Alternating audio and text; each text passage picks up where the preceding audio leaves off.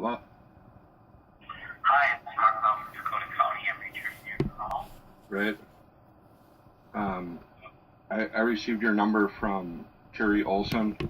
I don't know if she's contacted you or talked to you at all about my concerns or. Yesterday, yeah. Okay.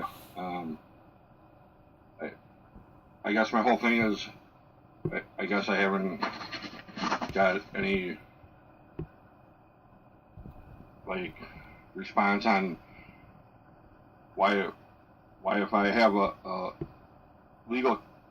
joint legal custody to a child, why I would never be informed or aware of my child living under the same roof as a sex offender. And I mean, as he still is on probation now, 25 years of probation as a sex offender, and has also been living under the same roof as my daughter for the past 15 years.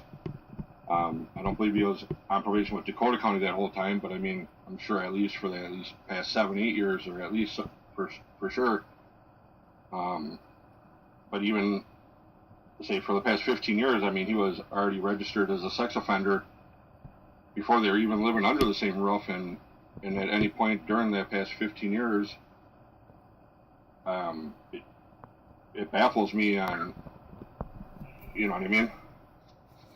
Well, yeah, I completely understand what you mean, and I get your point. I'm not sure of the chronology of how this played out, but our typical practice would be that if we are supervising somebody and they're involved with somebody with children and they have a contact restriction, that before we approve contact, we would reach out to all parties. So we would have talked to your ex and said, is your ex-husband involved? And we will need him to be okay with this for us to approve it. That would have been what typically happened. But it sounds like we're talking about a process that might have occurred 15 years ago. At that time, if we allowed it at that time, or I'm not sure who was supervising him at that time. So it does sound like the ball was dropped at some point back in time. I know he was on probation probably through Scott County maybe before, but I know the Terri Olson, if he got a new probation officer and she's only been his probation officer for the past 5 years, 7 years, again, how come it was not even done then? You know what I mean? Because once we take over a case, and if there's been permissions granted, we continue on from that point. So that we don't re-investigate the case just because we take over supervision. In our communications with the prior jurisdiction, we would have gone through that, and then they would have said, we've approved minor contact, we're allowing this, this, and this. We accept that as our starting point. Okay, was there anything ever done about it that I can get documentation on it to show that something was done and some investigation was done on it, or something was looked into it, and the reason why I was never notified or aware of it? Let me stop you for just a sec. Who is our client? Jeffrey Watney.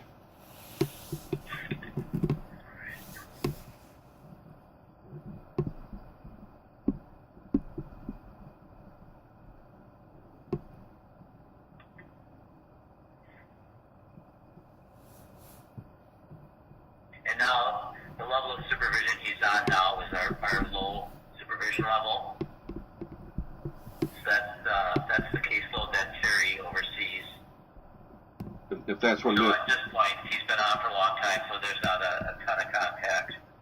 So if that's where it is right now, but I'm talking about when it even started, even when it became a caseload for Dakota County, or, you know. Let me just look up and see what I have. So this has been going on for a long time. What is it about right now where you're questioning this? I was never aware of it at all. If I would have known about it before, of course I would have said something, or it was. What I'm wondering is how come I never was aware of it, or it was brought to my attention, or. So you just became aware that he's on supervision? I reached out before and asked all this, and I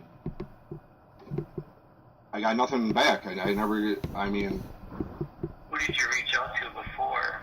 I contacted Terry Olson before. Okay. But by the time Terry's got the case, the guy's been on supervision for a bunch of years, so is that when did this just a handful of years ago that you became aware that he was on supervision? Or were you aware 15 years ago? I was not aware of it 15 years ago. Okay.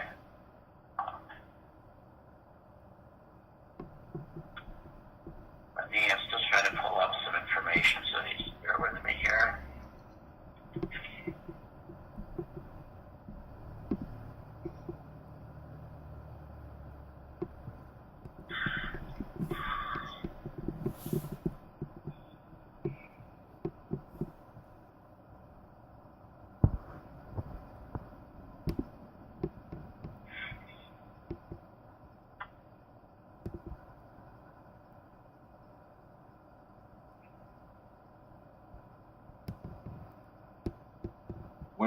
When did he become on probation for Dakota County? We took supervision over, it looks like, in 2005. I'm on the phone.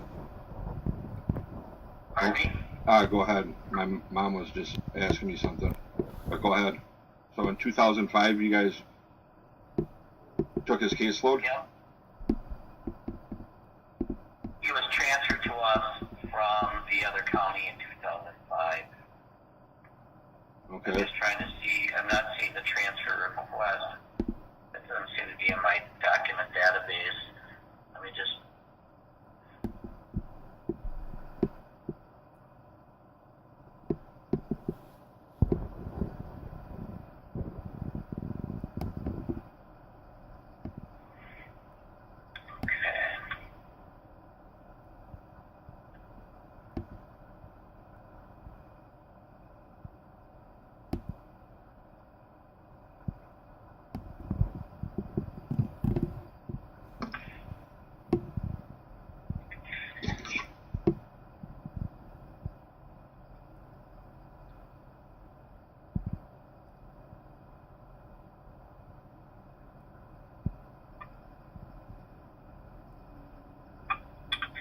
That, Yeah, so in February of 2005, we took supervision of the case over from Scott County. okay, because if it was like February 2005, I mean, that was like pretty much right after he was convicted for the crime. That could be possible, yes. Okay, so then pretty much Dakota County's been the caseload pretty much the whole time on it. So by the time the child was under that roof, Dakota County would have been the one in charge of dealing with him living under the same roof as my daughter. Well, we notified child protection of those instances. And when was that done? Again, you're asking for something that's pretty old. I don't know that I have documentation dating that far back. I'm trying to look at that right now.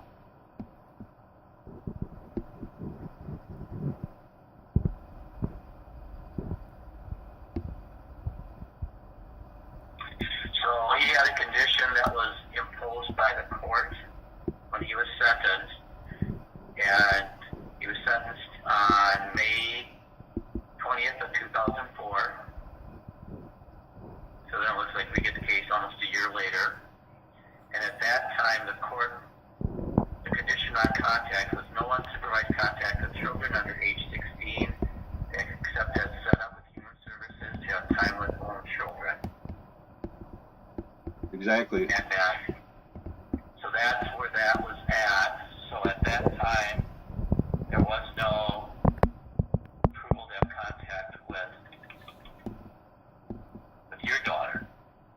Exactly. So, see my concern? No, your concern is valid. We're trying to piece together something that happened a decade and a half ago. So I'm not quite sure what you're hoping to accomplish 15 years later. What is it I haven't. happen? What's that? What is it you would like to see happen today? Well, I'm wondering the reason why I haven't seen my daughter in like 17 years, and then I find out my daughter's been living under the same roof as a sex offender, and I was never aware of any of this. This would have been like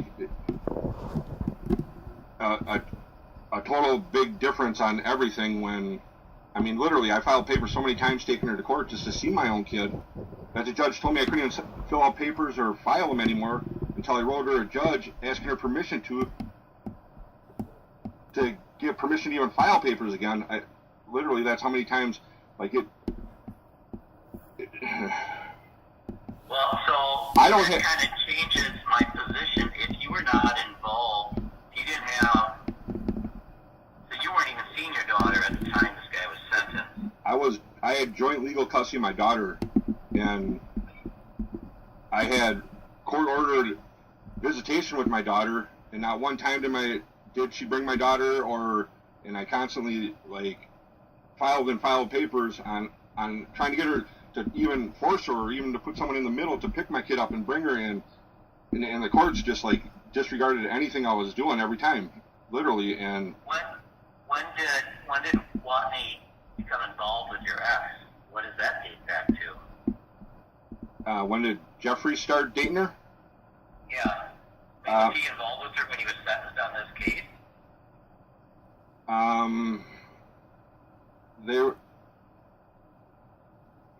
I believe so. My daughter was born in 2003, and I mean, I had my daughter all the time. Me and my ex, we were together, and we kind of weren't getting along. And I moved out, and I told her I can't move back in with her unless we got along.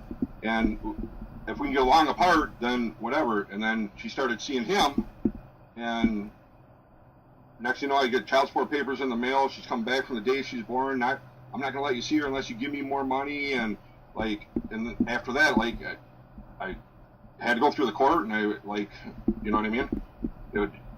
I haven't seen my daughter one time. They never forced her to do anything. And like it, and now it's like, Yeah. At the time this guy was sentenced, he wasn't living with your ex. The information I have.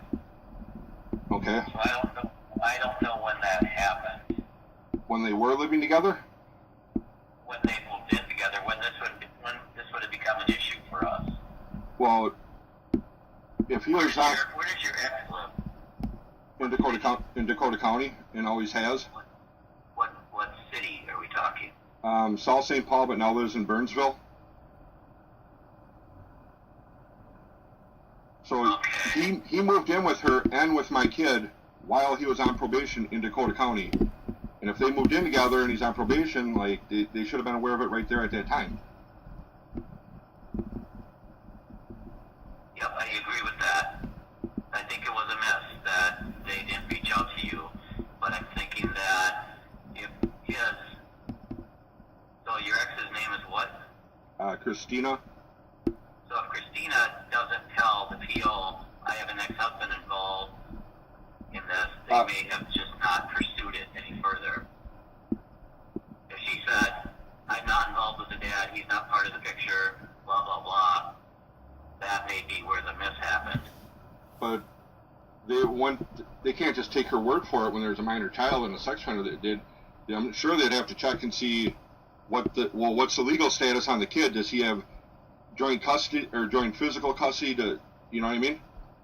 We don't have access to those records. What we do to look at that is we file a mandated report with child protection, and then they get back to us on if there's any concerns with him being in the same home. Okay.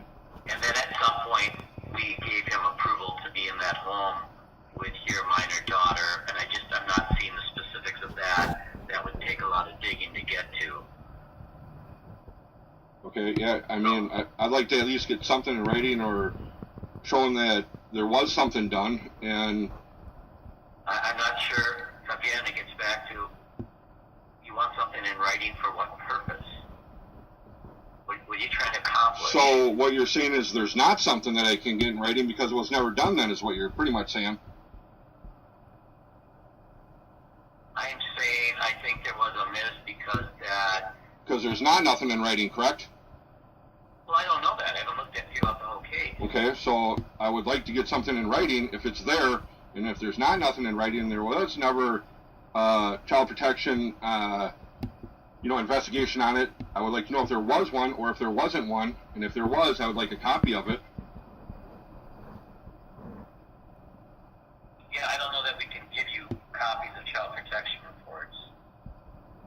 I got joint legal custody, and I've already filled out the papers and sent them in to do that part. That's not a privacy issue for us. That's not something we share. We wouldn't share it with your ex either.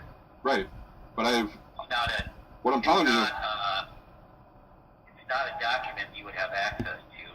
Either of you would have access to. You don't have access to documents on your own kid? Is that what you're telling me, or I don't understand? I'm telling you that if we had to file a mandated report with child protection, that's a report that you would not have access to, correct? Why would I not, if it's my child? It's not a civil matter. It's a correctional matter that we're completing a mandated report. So you committed a report on my child that I got joint legal custody on, and you're telling me I don't have access to that? I can refer you to child protection, and you can talk with them about the investigation. I've already talked to them about it. And what did they say? Well, If they get the report and they did an investigation, that's their determination. I'd refer you back to them. right. So was there one done? I mean, there would be one on file that's saying there was one done, because you're his probation officer, so it would be on his file if there was one done. Yep, there should be, but we're talking 15 years ago again. Your timeliness makes things a little more difficult because information systems have changed. Things that were saved 15 years ago may not have made it into the transition to the new system. Okay. Well, you have my contact information. If you can reach back to me once you get that information and let me know whether there was one or wasn't done. I may never be able to tell you that. Okay. Well, I'm sure you can look into it and let me know if there was or was not one done, or if you can find a file or you cannot find a file. I'd appreciate it. Again, you got to tell me what you're hoping to do with I it. just told you what I'm hoping to do. I'm hoping to get confirmation on whether one was done or wasn't. And if you're not willing to work with me on this, why don't you give me your supervisor's number? Do you have a supervisor? We all have supervisors. Can I get your supervisor's name and phone number? Yeah. Okay. His name is Jim Scoville. Can you spell the last name? Scoville. B-I-L? V as in Victor. All right. I-L. And his phone number? It is 952-891-7233. 7233? Yep. Okay. But I'm not sure why you're calling him yet, because we've not really come to a conclusion here. Well, again, it's 554. His phone number is 952. Oh, 952. 7233. Okay. Well, I just told you what my concern is. I mean, I'm trying to get whether there was one done or not done, and why I was never informed, and if he's been on probation through Dakota County this whole time, during the time the transaction happened where he was then moving in with my ex and my child. So Dakota County, it's not something passed on from Scott County to Dakota County where it was already living together. They moved in together while he was on probation in Dakota County, and has been on probation in Dakota County for at least a year until they moved in together. So Dakota County is the one that would be responsible for doing all that. Not it was passed on from his prior probation office. Dakota County was in progress. He was part of Dakota County's probation while the time that they did move together. They would have been the one responsible in having something done and having me notified or something during the whole process of all that. So what I'm asking is, like, I'd like to know when one was done, and if it wasn't done or whatnot, and if there was, I'd like to see something, the report on it, or a reason why I was never informed or contacted about it on my behalf if I have joint legal custody, because I think that's something that I'm sure they would have looked into. Now, I've been to prison, I got out, I was a felon, and if I had anyone else living in my house that was a felon, they would do a background check on that person, and they would allow me to live with that person or not live with that person. So if you're a sex offender and you're moving in with someone, I know they do a background check on the person you're moving in with, because that's just standard procedure. I mean... Well, no, you're not correct about that, but well, we don't do background checks on people who are not on supervision just because someone's going to live with them. Now, where this you are correct is if we approved this guy to move in with your ex, and there was a minor child in the home, and he had minor contact restrictions, then yes, then there are practices that we can, protocols we follow. Exactly, and you just told me that he was not supposed to be around any child under 16 unless supervised. If he's not supposed to be... You can't put words in my mouth. What I told you is he had a restriction from minors except for his own children.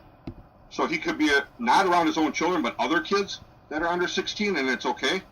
If they don't trust... I don't know where you get the age 16. I told you he had a restriction from minors. Restriction, that's right. So he's got a restriction from minors.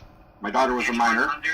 Anyone under the age of 18 is a minor. Right, okay. I don't know where you're getting 16 from. Okay, so my daughter's under 18, she's a minor, and he's got restrictions from being around them because my daughter was a minor. Yep.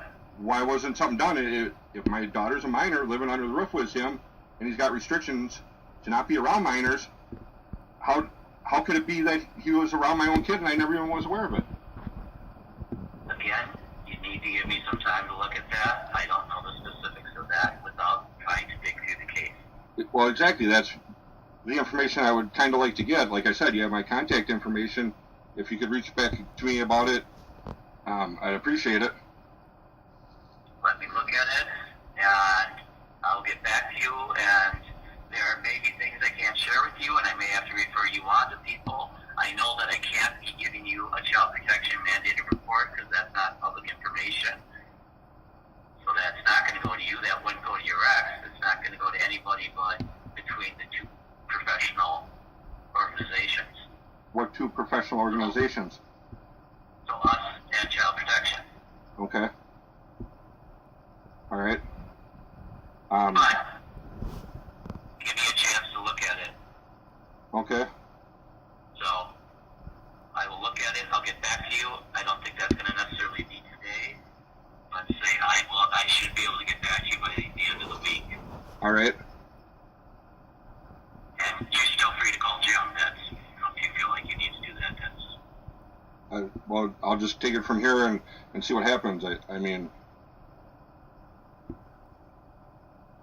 All right. Let me do some digging and I will get back to you. All right. Thank you.